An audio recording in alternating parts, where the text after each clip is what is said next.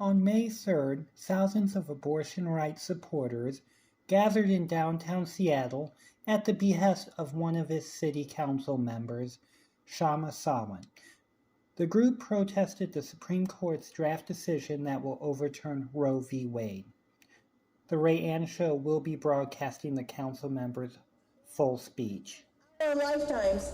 And this right-wing Supreme Court has also given every indication that if they succeed, if we allow them to succeed in eliminating Roe v. Wade, they plan to carry out draconian attacks on LGBTQ rights next.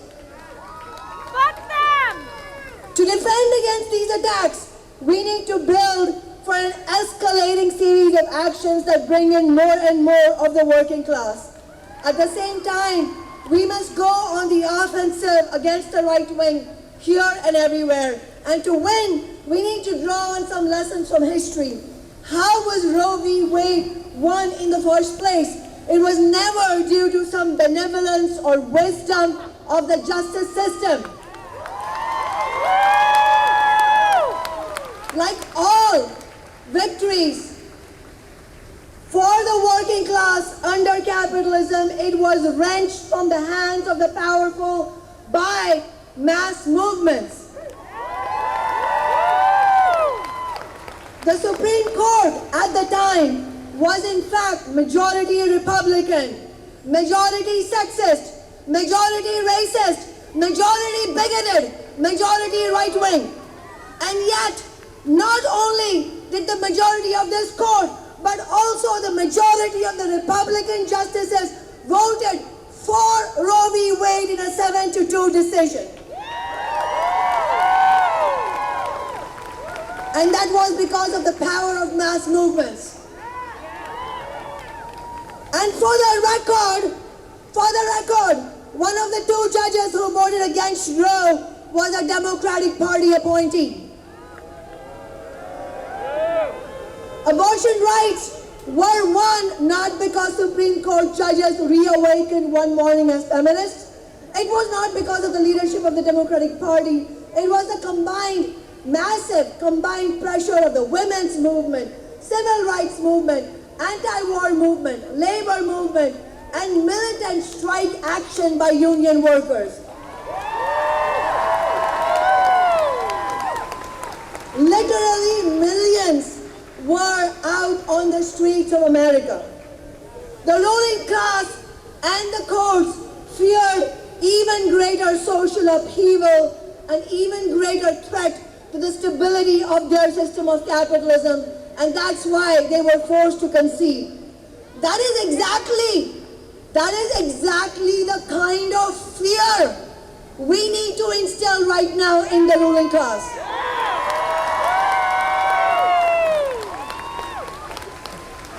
Because without building the fever pitch of mass movements that would create that fear in the heart of the ruling class, we will not be able to stop their attacks on abortion rights, LGBTQ rights, workers' rights, and their assault on the planet. My organization, Socialist Alternative, is organizing protests like this one today here in Seattle around the country. Thousands of people have already attended.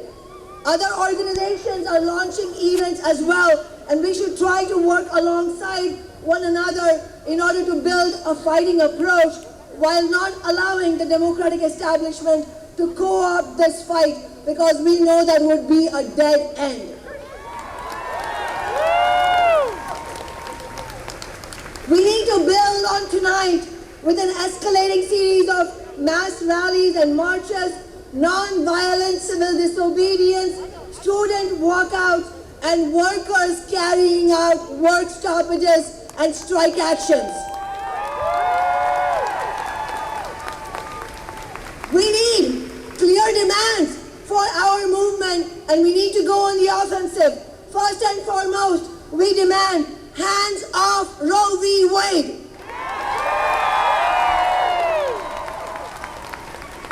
Reproductive care and free gender-affirming care for all, on demand and free.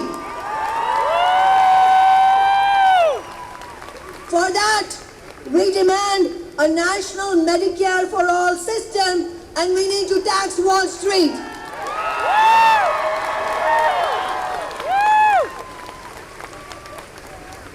We demand an end to attacks on all LGBTQ people, including our trans community. An end to sexual harassment in our workplaces and schools.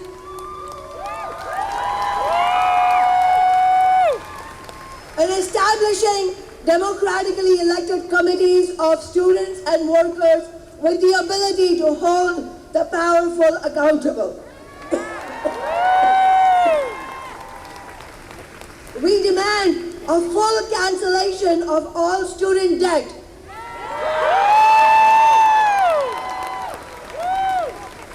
All college education should be free. And we demand a socialist Green New Deal, including taking the big energy corporations into democratic public ownership, because we cannot control what we don't own.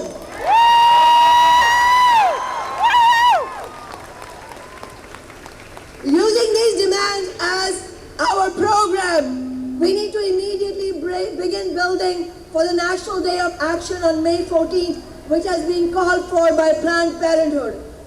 I am glad that Planned Parenthood is stepping up now, though it is unfortunate it took this leaked document for them and other Democratic Party aligned organizations to take action. We need the labor movement to become an integral part of this fight. It is important that several labor unions have endorsed tonight's rally that my office and Socialist Alternative initiated. We are seeing a nationwide resurgence of labor struggle, including the historic drive to unionize Amazon and Starbucks.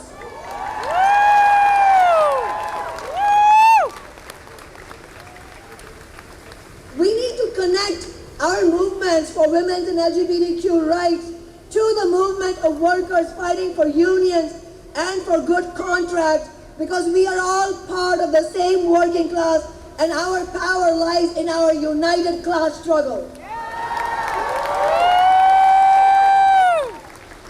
It would be powerful if workers at Amazon and Starbucks here and nationally were to organize to go on strike on May 14th and walk out and then join the protest.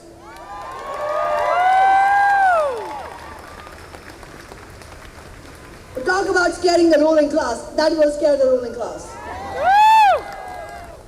We need broad working class unity in our movement around the fight to defend Roe v. Wade.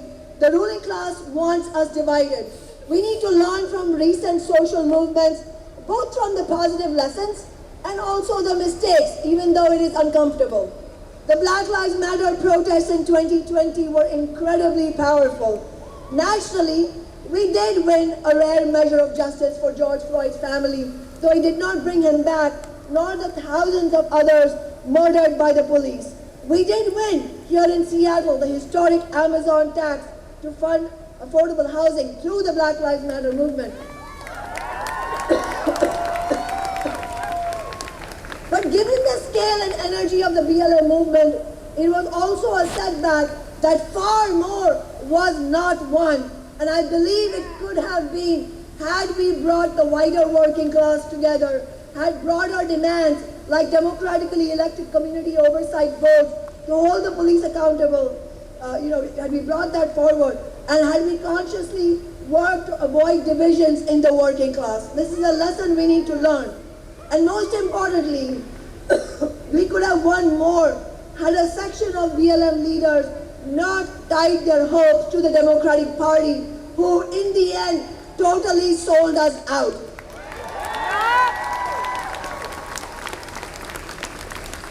Just this afternoon, the Seattle City Council voted to give hiring bonuses to police officers. We must understand in our movements that we can in no way rely on the Democratic Party. That has been on full display these last months as the Democrats have completely refused to bring any kind of strategy to defend against this historic attack. We didn't need this leaked document to know what was coming our way, right?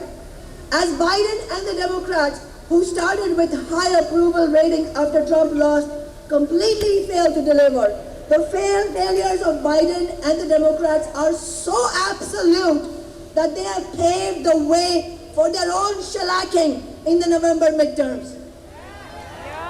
And they have ushered in the potential return of Trump into the White House in 2024. The Biden administration and the Democrats in Congress utterly failed to follow through on their promises to working people. They totally abandoned Medicare for all and even the so-called public option. They abandoned the $15 minimum wage, and in reality that should be more like a $25 minimum wage. They abandoned the Green New Deal despite human civilization itself facing an existential threat. And it is sad to say, but Bernie Sanders and the squad enabled all of this by dropping their own program and building an alliance with Biden and Pelosi. Rather than building mass movements to fight back.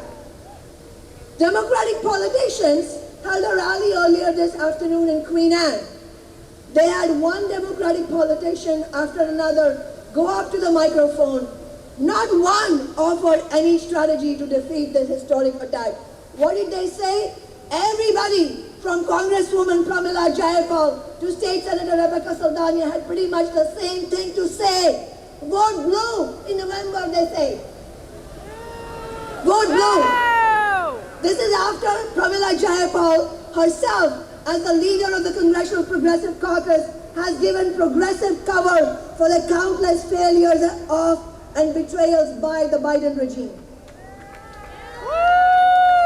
In addition, Washington State Attorney General Bob Ferguson informed the crowd, quote, "In Washington State, these rights are not in jeopardy," end quote. This is outrageous. This is an utter lack of solidarity with millions of women and LGBTQ people around the country. Thank you! And you know what? I'm actually afraid that this could also turn out to not be true at all on the basis of the bankrupt approach that Democrats have taken, unless we build powerful movements that go on the offensive to defeat this attack now. This is how we got here in the first place, with a party that does not know how to fight, that does not want to fight, that is more afraid of its base getting organized than anything else, a party that will go all out to marginalize or drive out genuine progressives as they do every single day. A party that prioritizes the stability of the capitalist system and the profitability of the wealthiest above all else, about women, about reproductive rights, workers' rights, LGBTQ rights, and above even the continuation of human civilization as we face climate catastrophe.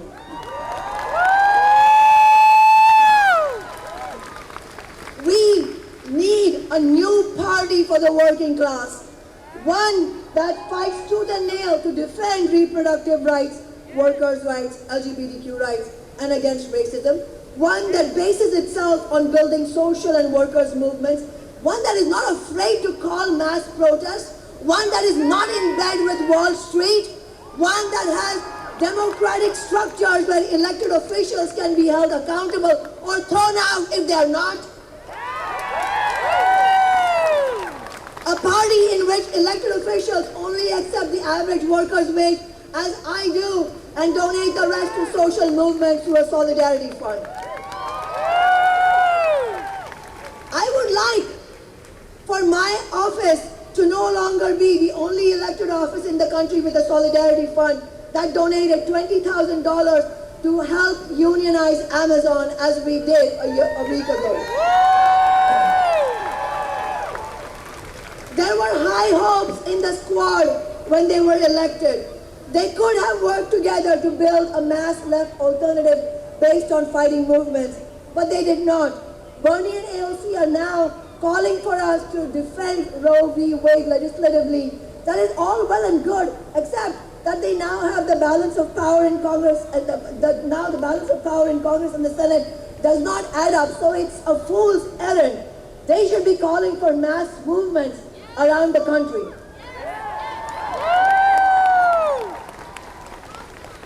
So let's have no illusions amongst ourselves in our movement about the justice system, about the Supreme Court or the courts generally, the police, the Democratic Party, or the institution of capitalism that they are all engaged in protecting. This is a system run by and for the billionaires, and the system of capitalism will never end racism, sexism, attacks on LGBTQ people or working people.